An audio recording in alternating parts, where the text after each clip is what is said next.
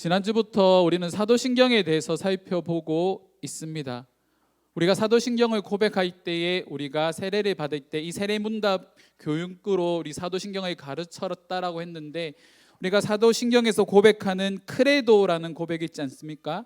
우리가 사도신경에서 나는 전능하신 아버지 하나님 천지의 창조주를 믿습니다라고 고백하는 나는 믿습니다, 이 크레도라는 말에 우리는 지난주 말씀을 통하여서 나의 생명을 주님께 드립니다라는 고백이 바로 우리가 세례를 받는 것이고 우리의 신앙을 고백하는 것이라고 우리가 함께 말씀을 나눴습니다. 그런 의미에서 우리 한 주 동안 여러분들 내가 믿는 주님을 우리가 온전히 드러내며 삶을 살아가셨습니까? 내 삶을 통하여서, 내 삶의 태도를 통하여서 우리가 믿는 그 삼위 하나님이 많은 사람들 가운데, 세상 가운데 드러났습니까? 그런 고민들을 우리가 날마다 해야 하는 거죠. 사람들은 우리의 태도를 통하여서 살아계신 하나님의 존재를 인정하게 됩니다. 다시 말해서 우리가 하나님을 인정하지 않는 믿음의 태도를 보이면 세상 사람들도 하나님을 인정할 수 없고 믿지 않게 되는 거죠. 그래서 우리 신앙생활을 함에 있어서 가장 중요한 것이 우리가 신앙생활을 하는 태도입니다. 우리 안에 살아계신 삼위 하나님이 계심을 믿으십니까? 그 믿음을 가지고 살아가는 저와 여러분들이 되기를 주님의 이름으로 축원합니다. 고대부터 사람들은 사람들의 인간의 인식 속에 보편적으로 종교성을 가지고 있다라고 생각을 합니다. 그 대상이 물질이 될 수도 있고 그 대상이 보이지 않는 신적 존재가 될 수도 있습니다.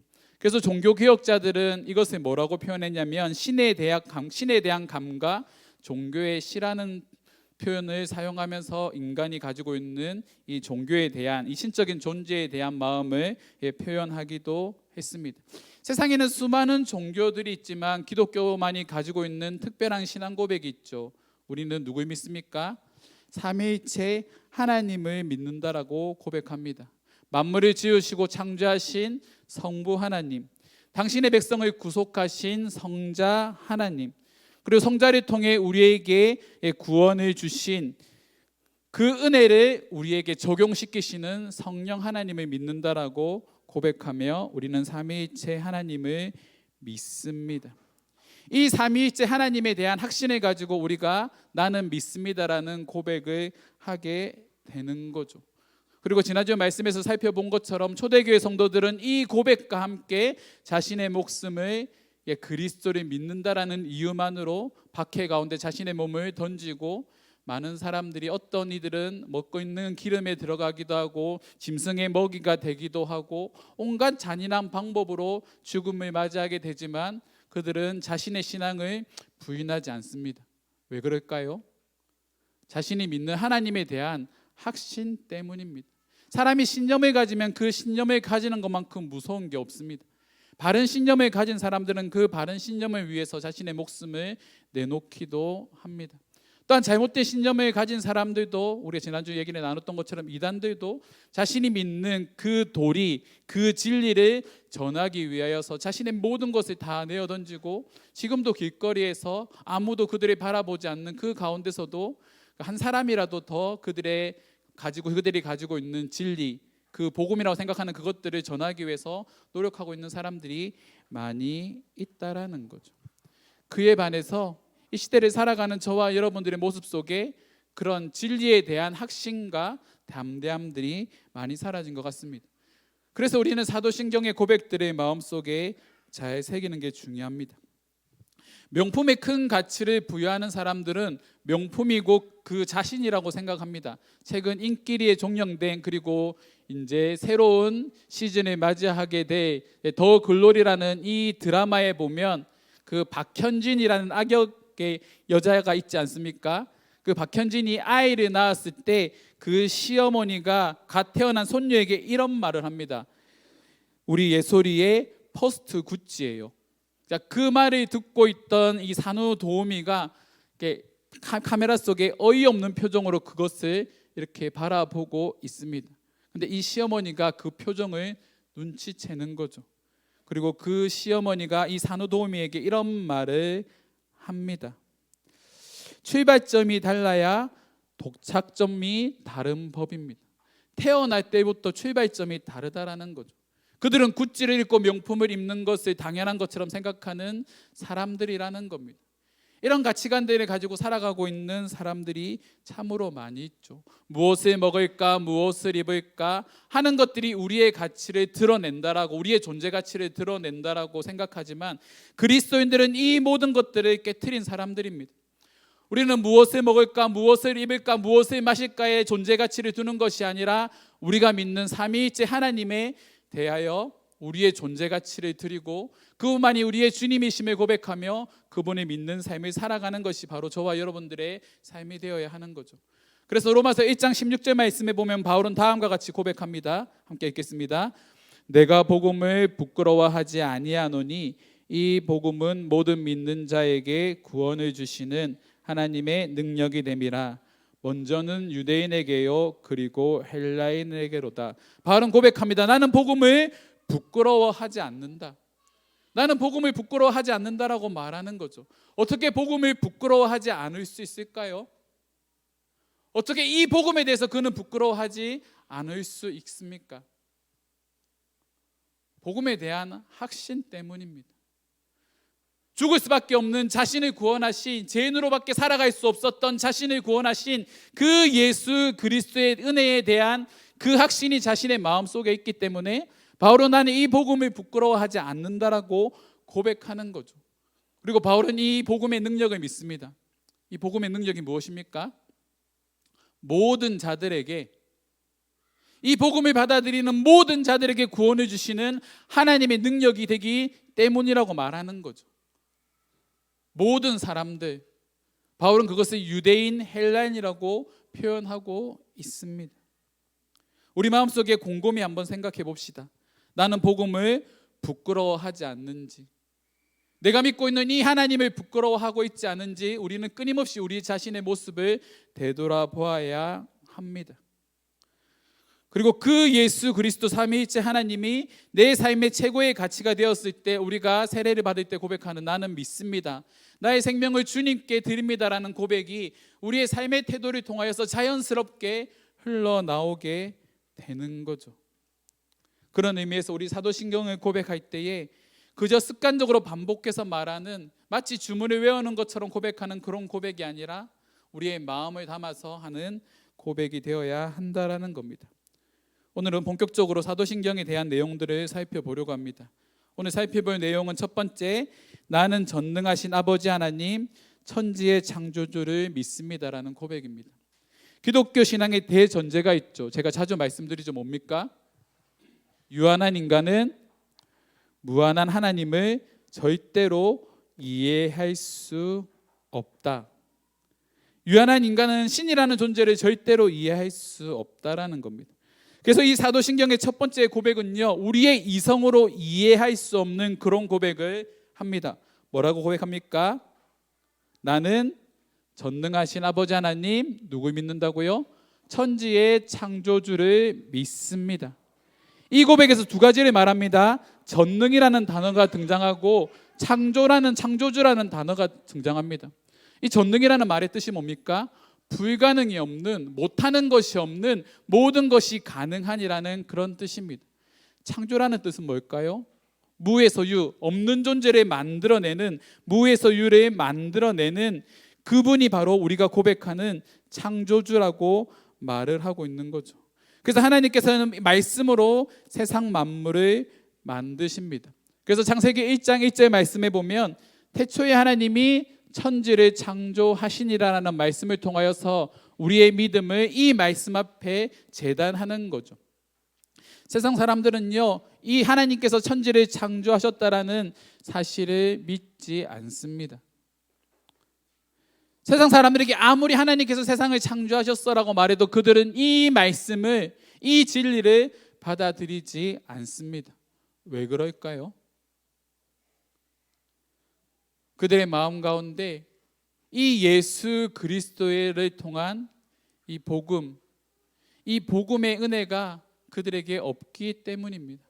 성령 하나님의 조명하심을 통하여서 우리가 구원받았다라는 하나님의 자녀라는 사실을 깨닫게 되었을 때에 믿음의 눈을 가지고 바라봤던 그 세상 속에 하나님께서 세상을 창조하셨구나, 천지를 창조하셨구나라는 그런 믿음의 고백이 나오게 되는 건데, 그들 가운데 믿음이 없기 때문에 이런 고백이 나오지 않는 거죠.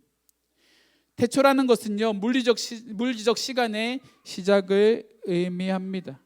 무에서 유를 만드신 창조는 전능하신 하나님만이 할 수 있는 능력입니다.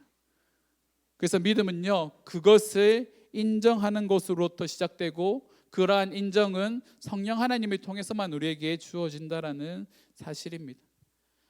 하지만 1장 1절에 나오는 우리가 사도신경에 처음 고백하는 나는 전능하신이라는 표현과 창조주라는 표현보다 제가 여러분들과 더 나누고 싶은 표현은 바로 아버지라는 표현입니다. 어떻게 기독교는, 우리가 믿는 이 종교는 우리가 믿는 신적 대상을 향하여서 아버지라고 표현할 수 있을까요? 세상의 다른 어떤 종교도 자신이 믿는 신적 존재에게 아버지라는 표현을 사용하지 않습니다. 이건 기독교만이 가지고 있는 독특한 점이죠. 그럼 그것이 가능한 이유가 무엇일까? 로마서 8장 15절 말씀은 다음과 같이 말합니다. 우리 함께 읽겠습니다. 너희는 다시 무서워하는 종의 영을 받지 아니하고 양자의 영을 받았으므로 우리가 아빠 아버지라 부르짖느니라. 아멘. 초대교회 당시에 그들이 생각하고 있던 신은 누구일까요? 그 당시에 존재하고 있던 그리스 로마 신화도 이렇게 있고 여러 가지 신들이 존재하지만, 그들이 가시적으로 볼 수 있는 신이라는 존재는 황제입니다. 사람들은 황제를 신의 아들, 신과 동등한 위치에 있는 사람이라고 생각을 했고, 황제는 전능하고 불가능이 없는 존재라고 그들은 인식하며 살아왔습니다.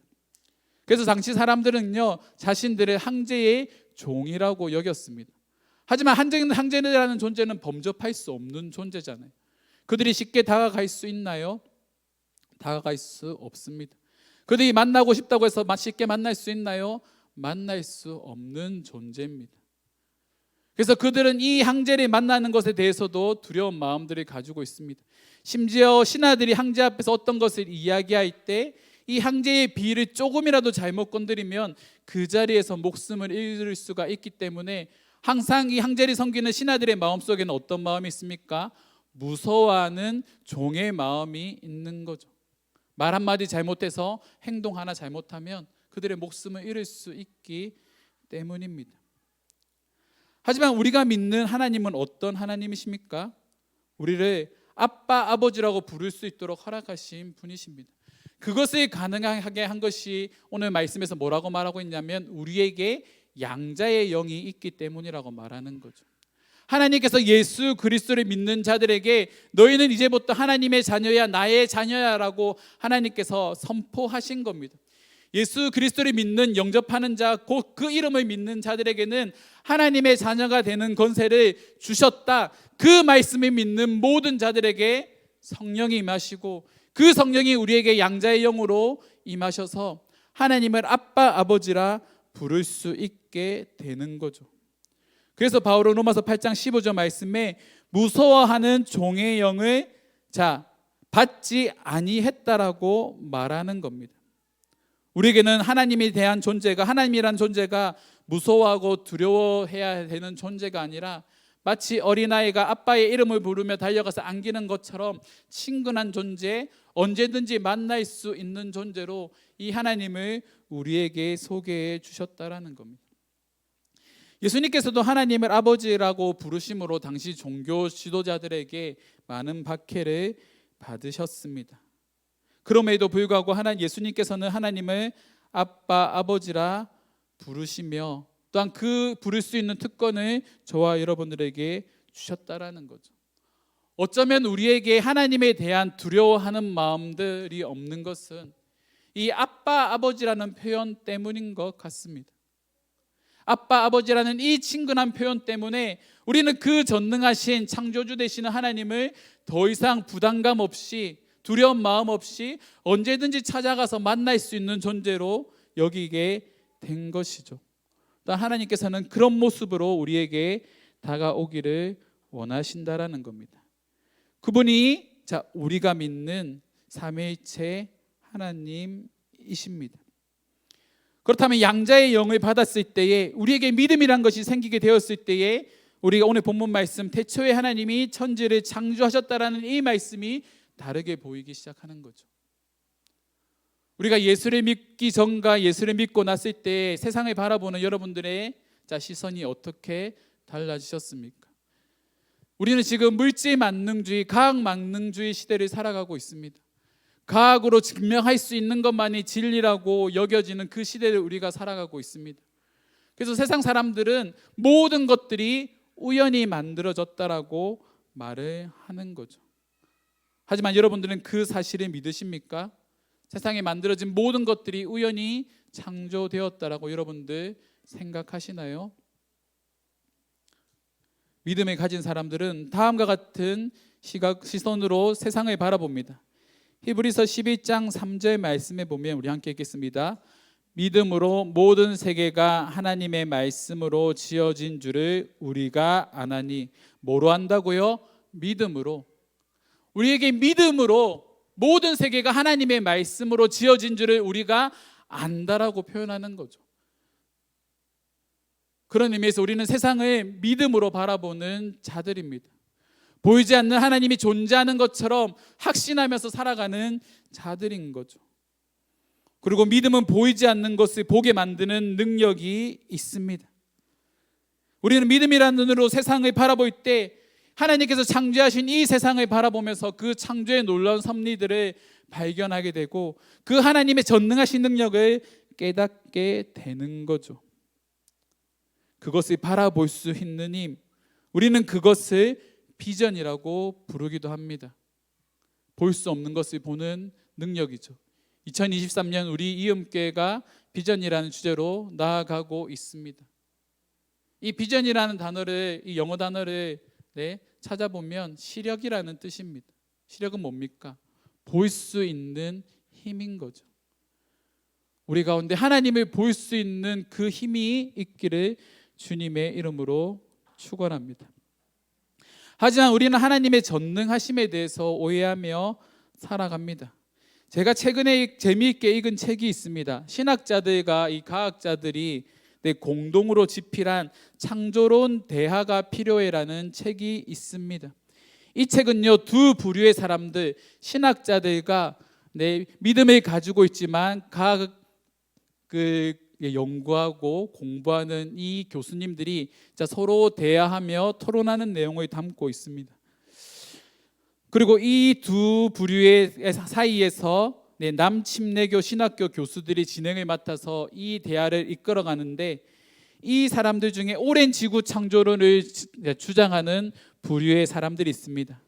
또한 진화적 창조론을 주장하는 과학자 부류가 있습니다.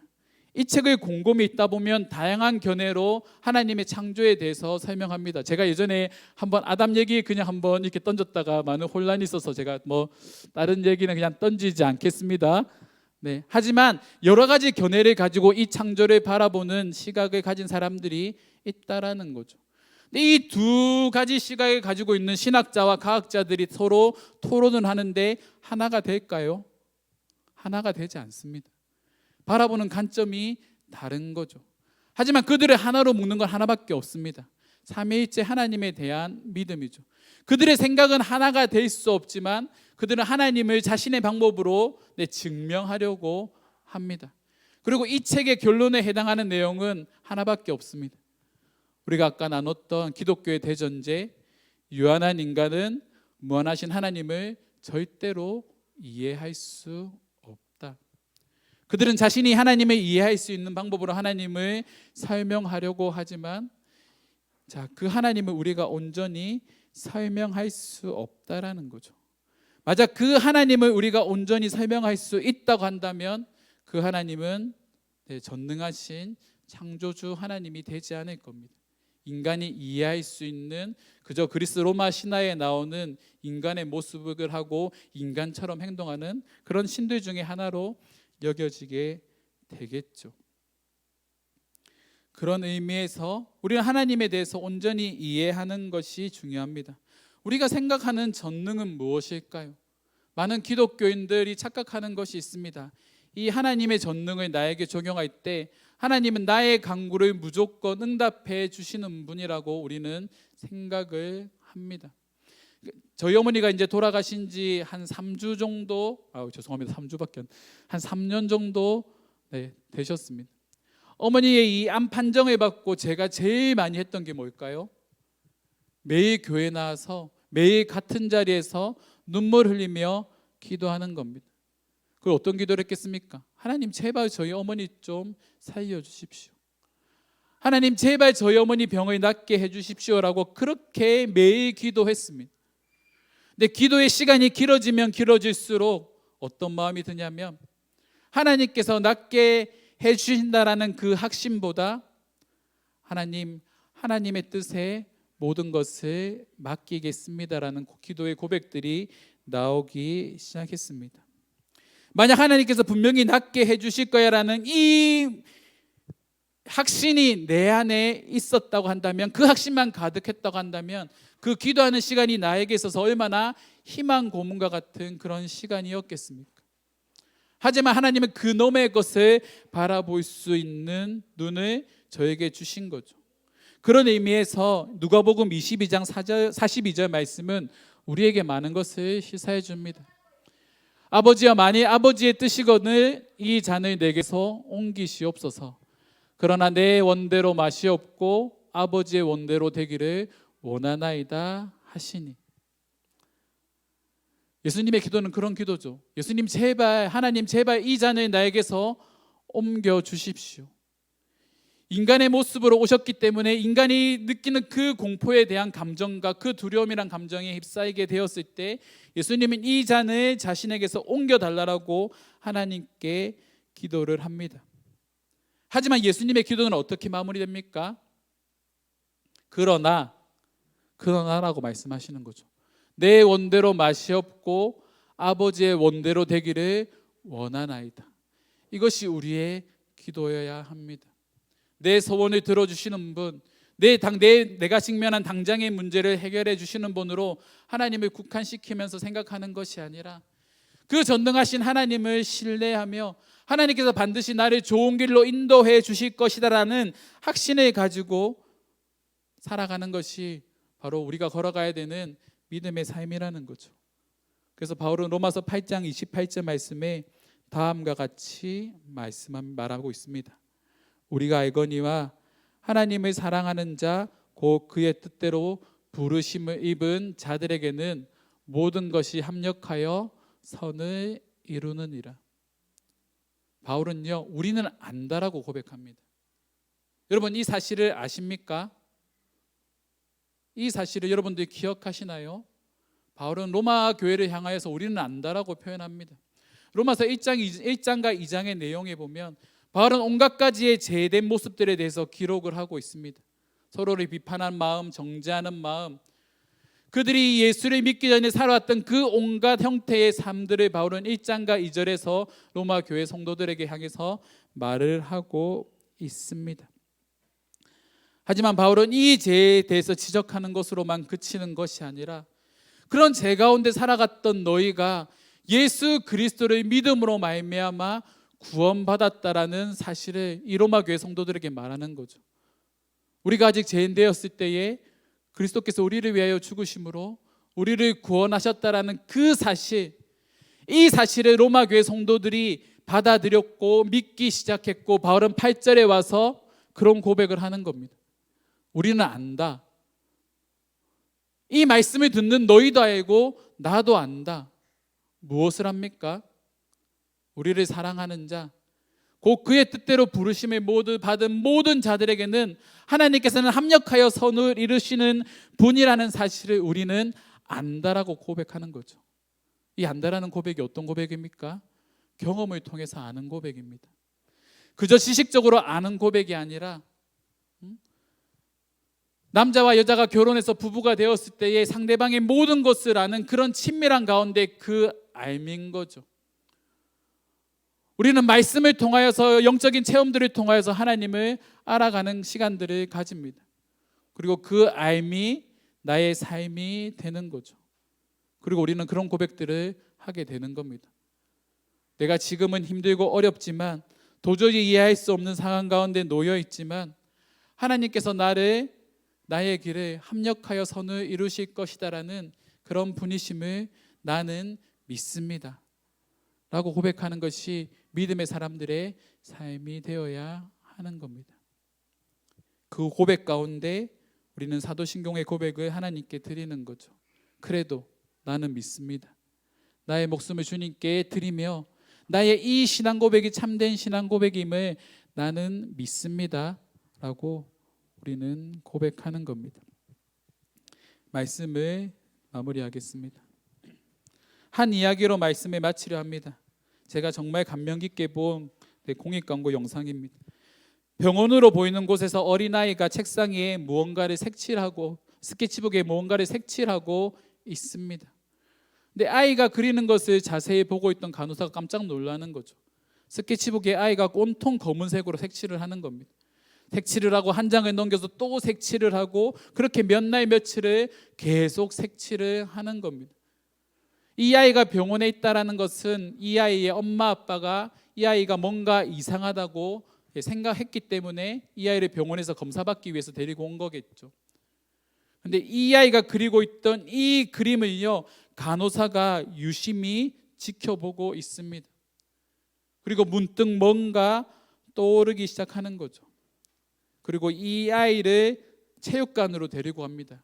그리고 그 병원에서 일하는 의사들과 간호사들을 체육관으로 다 불러 모으는 거죠. 그리고 간호사가 이 아이에게 이 스케치북을 건네줍니다. 그리고 이 스케치북에 그린 그림을 하나씩 찢는 거죠. 이 그림을 건네받은 아이가요, 자, 이 체육관 안에 이 그림을 펼쳐놓기 시작을 합니다. 이 그림이 다 펼쳐놓아졌을 때 마치 퍼즐이 맞춰가는 것처럼 이 그림이 다 널브러졌을 때, 자, 이 그림이 어떤 그림이었냐면 엄청난 크기의 고래 그림입니다. 그리고 이 공익광고가 이런 문구로 마무리됩니다. 아이의 잠재력을 키워주려면 어른들의 상상력이 필요하다. 이 아이가 그리는 엄청난 크기의 고래들을 어른들이 바라보지 못한 거죠. 이 아이는 문제 있는 아이야, 이 아이는 뭔가 병을 가지고 있는 아이라고 착각하며 그렇게 이 아이를 병원으로 데리고 온 겁니다. 하지만 아이는 놀라운 그 상상력을 가지고 엄청나게 큰 크기의 고래를 그리기 시작한 거죠. 우리도 마찬가지입니다. 우리가 이해할 수 없고 상상할 수 없는 그 놀라운 전능하신 하나님, 그 창조주 하나님이 자, 우리의 하나님 되십니다. 그리고 그분이 우리의 길을 인도하여 주십니다. 그리스도인은 그런 하나님을 신뢰하는 자들입니다. 사는 성도 여러분, 지금 힘든 일이 있으십니까? 어려운 가운데 직면해야 계십니까? 도저히 이해할 수 없는 상황 가운데 놓여 있으십니까? 그렇다고 한다면 그럼에도 불구하고 우리는 믿음으로 발을 내디뎌야 합니다. 하나님께서 놀라운 계획 가운데, 그분의 섭리 가운데 우리를 가장 선한 길로 인도하여 주실 것이다라는 그 믿음을 가지고 우리가 나아가야 합니다. 이 시간 우리 함께 기도하며 나아갑시다. 하나님, 우리가 전능하신 하나님, 천지의 창조주이신 하나님, 그리고 그분이 우리 아버지이심을 믿고 우리가 믿음으로 날마다 걸어가기를 원합니다. 보이지 않는 그 길이지만 우리가 하나님을 온전히 신뢰하며 그래도 나는 주님을 믿습니다라는 고백과 함께 우리의 삶을 살아갈 수 있도록 해달라고 우리 함께 기도하며 나아가도록 하겠습니다. 기도하시겠습니다. 아버지 하나님,